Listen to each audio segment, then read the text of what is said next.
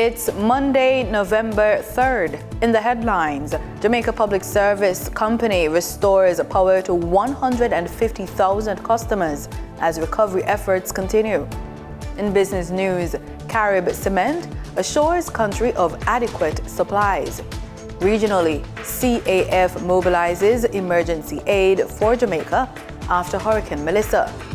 And in sports, India basks in historic Women's World Cup victory over South Africa. This is the news on PBC Jamaica. I'm Simone Absalom Gale.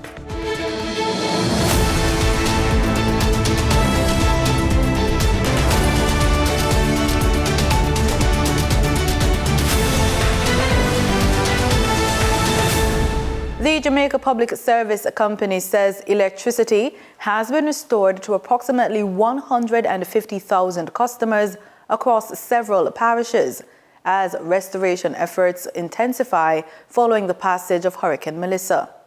President and Chief Executive Officer Hugh Grant reported that significant progress has been made in Kingston and St. Andrew, St. Catherine, and St. Thomas, where crews continue to carry out damage assessments and repairs.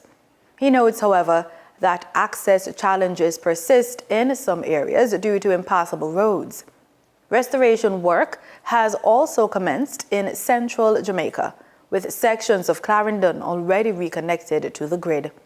Overall, JPS says 58% of customers remain without power, a marked improvement from the 77% outage immediately after the hurricane. The company is also working with the Ministry of Education, Skills, Youth, and Information to support the phased restoration of electricity to schools across the island. Customers in Porus, Williamsfield, Kendall, and environs in Manchester are now receiving water supply after JPS power supply was restored at the National Water Commission's Broadleaf, Comfort, and Porus facilities. Here's a list of the affected areas.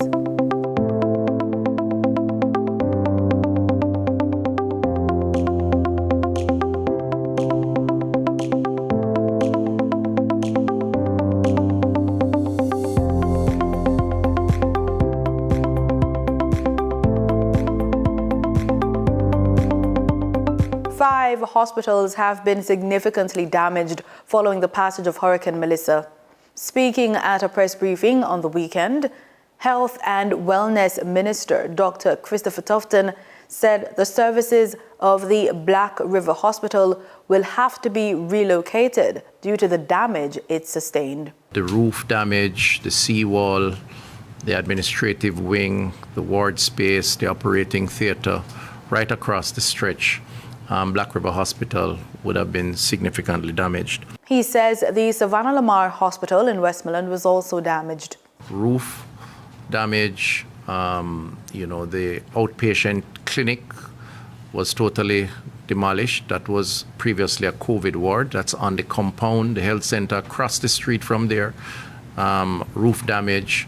And of course, with the roof damage, the contents within the building would have been impacted significantly from water damage. So the diagnostic equipment and other such very vital pieces of equipment would have been impacted. Falmouth Hospital sustained significant roof damage. The A&E, maternity, dietary, the health center, the additional block that was built for COVID all sustained significant roof damage. And as a consequence, they've had to use one small area for patients and for giving support. Noel Home, similarly, the wards, dietary, A&E is intact, that section. The nurses and doctors' quarters, the health center on the compound, all sustained significant roof damage, and by extension, the internals of those buildings would have been flooded out, which creates a lot of problems. And similarly, staff access in and out have been a real challenge. He also gave an update on the Cornwall Regional Hospital in St. James. The damage was significant to the areas that were built to expand ward services for as a expansion for what would have been the gaps created from the repairs to the main building. The two new buildings, Western Child and the renovation at the main Cornwall building, sustained some damage, but nowhere as severe as the previously nurses and doctors' quarters, which essentially was the hospital, housing the hospital. The A&E, which was the original Mount Salem clinic, roof damage significant, and the staff had to be housed, and the A&E operations in the diagnostic center, which was built next door to the Mount Salem clinic, now the A&E. Belmont residents located between White House and Bluefields in Westmoreland received aid from the Jamaica Defense Force and World Central Kitchen over the weekend.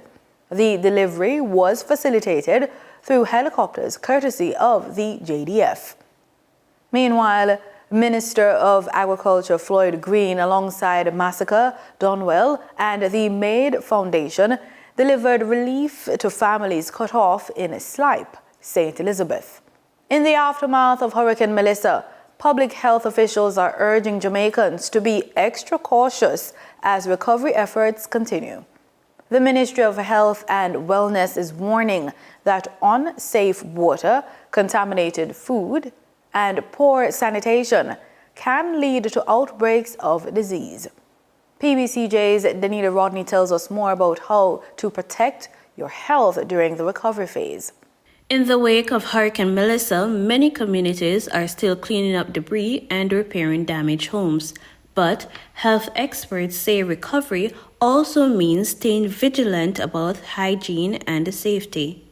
Director of Environmental Health in the Ministry of Health and Wellness, Michael Williams, says key concerns include safe water, food handling, and preventing injuries, especially as health services recover. The major concerns has to do with water safety, food safety. Then there is a whole thing of persons becoming injured. We lost so many of our health facilities. Then there are persons who were living with existing health conditions that may have been exacerbated. Right. And we have new situations where persons can become ill with waterborne illnesses.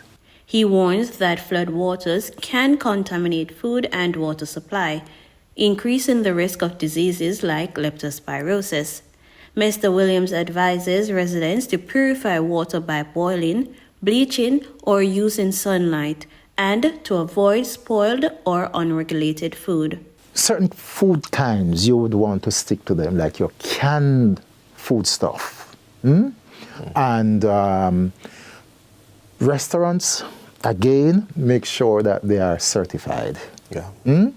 And certain things that you used to do, you just have to put it on hold for now.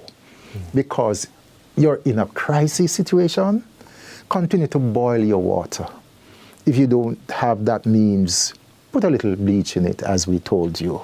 And while the health system works to reopen damaged facilities, the director is urging Jamaicans not to delay seeking medical care if symptoms worsen. So if you're ill at home or the person is ill, take them to a primary care facility or a private physician where they can get some care. But don't stay at home and use a little home remedy and things get worse and worse. Seek medical help for those who are ill. As the country rebuilds, the Ministry of Health says personal vigilance is key to preventing outbreaks and protecting communities. Reporting for the news on PBCJ, I am Danita Rodney. United States helicopters bringing humanitarian aid to Jamaica has arrived following the devastation caused by Hurricane Melissa. 8 helicopters touched down at the Caribbean Military Academy School of Aviation in Kingston on the weekend. Energy, Telecommunications and Transport Minister Daryl Vaz welcomed the aircraft. expressing gratitude to the United States government and embassy for their swift support. Minister Vaz says the remaining helicopters are expected by the weekend and will work with the Jamaica Defense Force to deliver aid to hard-hit communities in western parishes. Minister Vaz says the Jamaica Defense Force will deliver aid to hard-hit communities in western parishes. He also reassured Jamaicans that the government is working tirelessly to get assistance to affected parishes, acknowledging the frustration and hardship caused by the Category 5 hurricane. Telecommunications Minister Darrell Vaz over the weekend announced that the country has received and deployed over 200 Starlink units to critical agencies and emergency response teams in Jamaica. Time now for the Business Report with Denise Williams.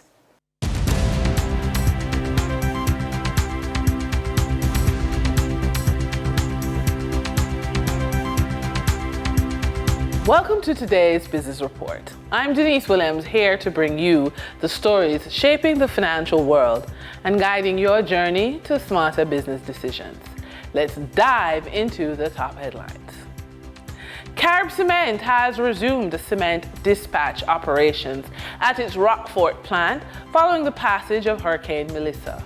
Having completed checks to verify the well-being of its employees and contractors, the company undertook thorough safety inspections and restoration activities to ensure that all areas of the plant were secure and structurally sound before resuming any operations.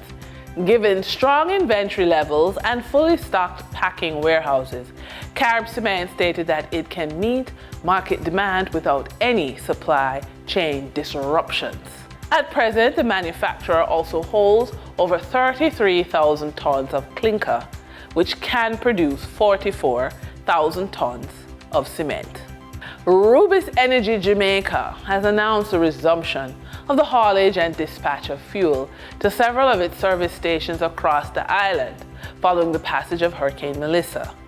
Fuel distribution recommenced as early as Wednesday after the completion of a comprehensive post-hurricane assessment. Since then, the company has continued to reopen its service stations island-wide, including those located in the hard-hit parishes of Westmoreland, St. James, Trelawney, and Manchester. The Rubis Westgate service station in Montego Bay, St. James, remains open 24 hours. Mikel Matatino, CEO of Rockfort-based Rubis Energy Jamaica, is reassuring the public that the company maintains adequate fuel reserves to meet market demand. The Inter-American Development Bank, IDB, said it is ready to extend up to US $300 million to Jamaica through its emergency credit line to support the country's emergency response to Hurricane Melissa. The bank will offer the credit facility upon the government's request in the form of fast dispersing resources to support humanitarian assistance, restore essential services for the population, and back other emergency measures being implemented. I quote, "We are working hand in hand with the government of Jamaica and its partners to address the devastating impacts of Hurricane Melissa," said IDB Group President Ilan Gold-Fayan. For the trading period ending October 31, 2025, these were the most actively traded stocks. Wigton Energy Limited with 27,408,889 units, or 33.58% of market sales volume. AMG Packaging and Paper Company Limited with 16,249,970 units, which represents 19.91% of market sales volume. Trans-Jamaica Highway Limited with 7,065,559 units, representing 8.66% of market sales volume. We now shift our focus to the Forex market rate set by the Bank of Jamaica. On October 31, 2025, the Bank of Jamaica reported US $54.73 million purchased and US $51.97 million sold by Forex traders. Forex traders earned $1.86 per dollar, selling the US at $161.47 and buying the US at $159.61. The Canadian dollar netted Forex traders $3.05 per transaction, with selling at $117.32 and buying at $114.27. The British pound yielded Forex traders $1.04 in profit, with selling at $213.99 and buying at $212.95. For our credit report tip of the day, when everything falls apart, where do you begin financially? Actually, it's your credit report. And it's treated like a scorecard that you avoid, but it can become the first steady step towards rebuilding. I've seen clients walk through loss, divorce, business failure, and still use that single document to start again. It tells you what lenders see, where the errors hide, and which small moves will open bigger doors. So start very simple. If you have internet access, pull your free credit report from the major bureaus and read every line.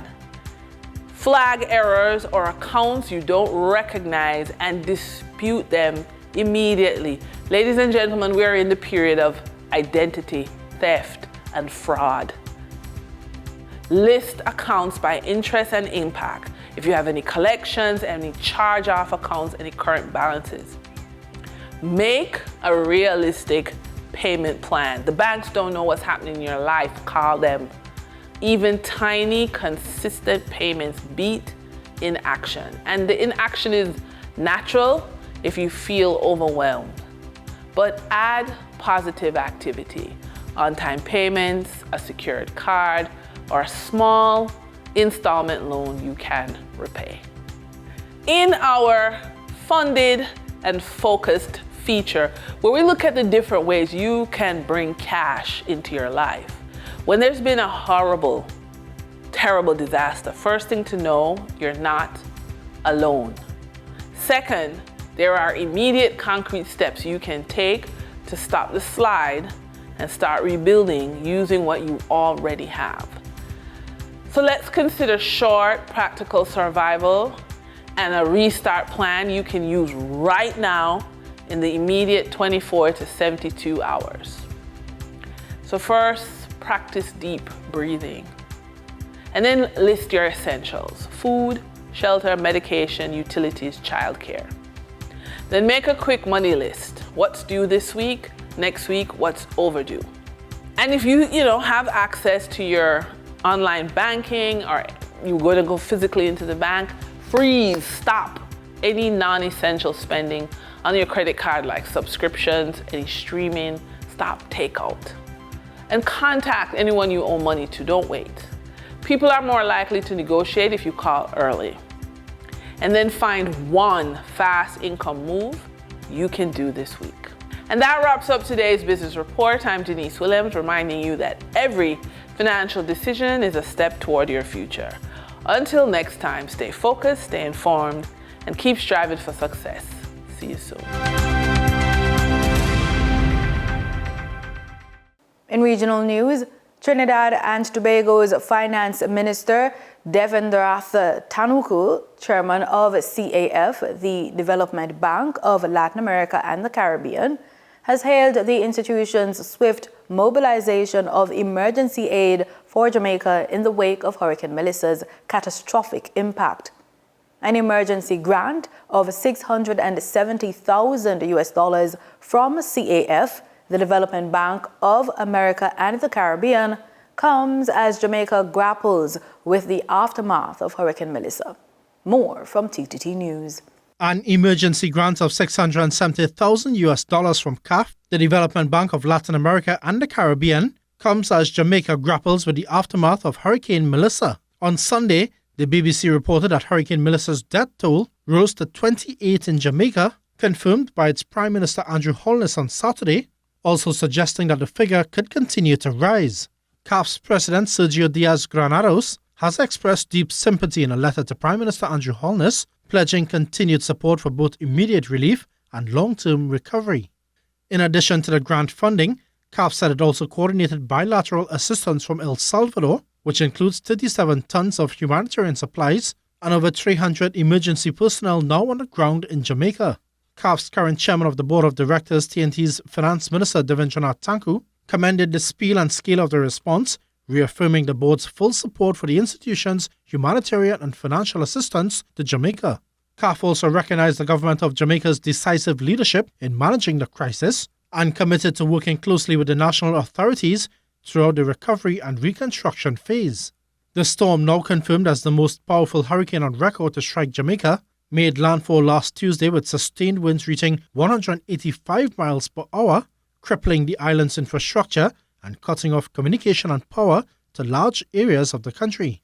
The western regions of the island, including Black River and Montego Bay, have borne the brunt of the destruction, with entire communities left in ruins. The impact of Melissa has extended beyond Jamaica. In Haiti, at least 31 fatalities have been reported, while 2 deaths have been confirmed in the Dominican Republic. Sonolala, TTT News. The countdown to Barbados' 59th independence celebrations has officially begun, with a full slate of activities announced by Minister of Home Affairs and Information, Wilfred Abrams. The minister updated the media during a press conference. More from Deanza Roberts. From the Food and Rum Festival to the NIFCA Gala, the month of November will be packed with events reflecting Barbadian pride and achievement. Home Affairs Minister Wilfred Abrams says the activities have been given the thumbs up by the President, Her Excellency Dame Sandra Mason. Tomorrow we have the National Lighting Ceremony and Bajan Brew. You'll get more on that afterwards. That's from 5:30. 6th to 9th of November is the Food and Rum Festival. The 9th of November is Remembrance Day Parade and Service. On the 15th of November, we have the Spirit of the Nation Show. 16th of November, the National Independence Festival of Creative Arts, NIFCA Gala. The 18th of November is the President's Garden Party for Centenarians at the State House. 19th of November is the President's Farewell Parade. On the 22nd day of November, we have the increasingly popular Protective Services Open Day. Other activities include the National Church Service. On the 22nd day of November will be the President's Farewell Reception at State House. The 23rd day of November is the National Thanksgiving Service. This will be at the Garfield Sobers Gymnasium from 10 a.m. On the 23rd of November, we're going to have the regathering marquee event for St. Michael. On the 28th of November will be the Independence Concert. That will be at Golden Square. It will be a tribute to Jackie Opel. On the 29th day of November, at the Carifesta House in Waterford, we're going to have the Genealogy Marketplace. The highlight, he says, will be the Independence Parade and Ceremony, where the country's second president will be installed. And we culminate on the 30th day of November with the Independence Day Parade and Ceremony. The major features for the Independence Day this year will be the installation of the Barbados' second president. That is Lieutenant Colonel Jeffrey Bostic. We will have the presentation of the National Independence Insignia, the presentation of the Prime Minister's leadership badges, and to cap off Independence Day, we're going to have the finals of the Prime Minister's Cup, which will be at the same Kensington Oval. From the newly commissioned Emergency Services Headquarters to the grandeur of Kensington Oval, Independence 2025 is not only a celebration of where Barbados has come from, but a proud statement of where it's heading. Deanza Roberts, CBC News. Liat Air is setting its sights beyond this region, with plans to expand into international markets. The airline is working on partnerships to connect regional travelers to destinations across the globe, while also exploring direct routes to Toronto in North America. ABS News' Samantha Simon reports. After just over 1 year of operation, Liat Air is looking to take Caribbean connectivity to the next level.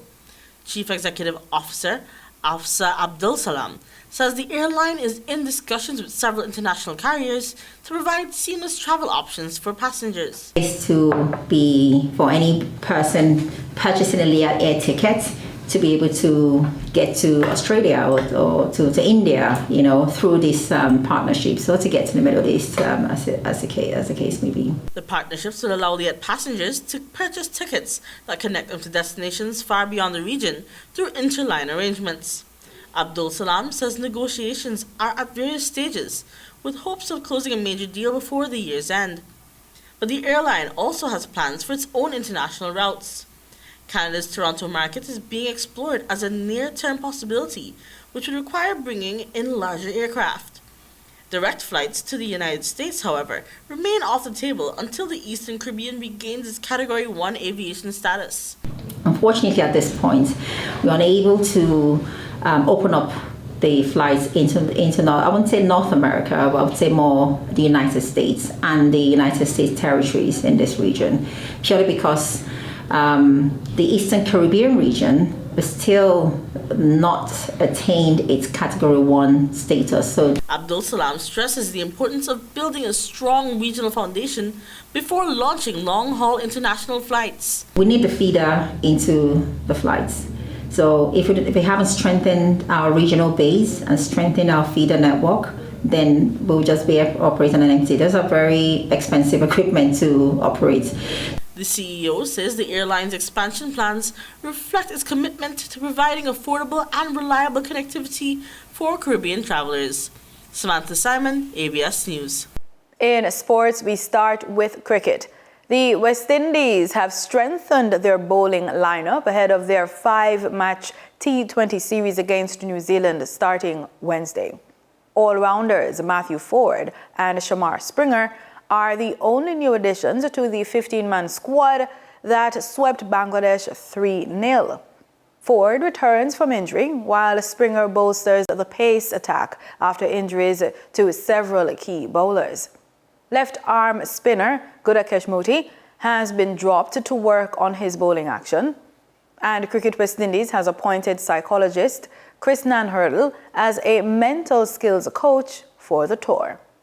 Shea Hope will lead the regional side. India captured their maiden ICC Women's Cricket World Cup crown with a commanding 52-run triumph over South Africa in the 2025 final in Mumbai on Sunday. After falling short in the 2005 and 2017 finals, Harmanpreet Kaur's Team India finally clinched cricket's biggest prize, marking an historic first for an Asian women's side to secure a world title in any format. Batting first, India set an imposing total of 298 for 7 in their 50 overs. Shafali Verma led the charge with a blazing 87 of 78 deliveries, her best ODI innings to date, while Ayabonga Kaka stood out among South Africa's bowlers, taking 3 for 58. Chasing 299 for victory, South Africa's skipper Laura Vulvat kept her team's hopes alive with a brilliant 101 from 98 deliveries, but found little support as her side folded for 246 in 45.3 overs. Deepti Sharma started with the ball for India, claiming 5 for 39, the first 5-wicket haul ever recorded in a Women's World Cup final. Verma's all-round brilliance earned her the Player of the Match award, while Sharma's consistency throughout the tournament, finishing as leading wicket-taker and contributing 3 50s, saw her crowned Player of the Tournament. Nasira Mohammed, TTT Sport. And that's it for the news on PBCJ. Thank you so much for watching.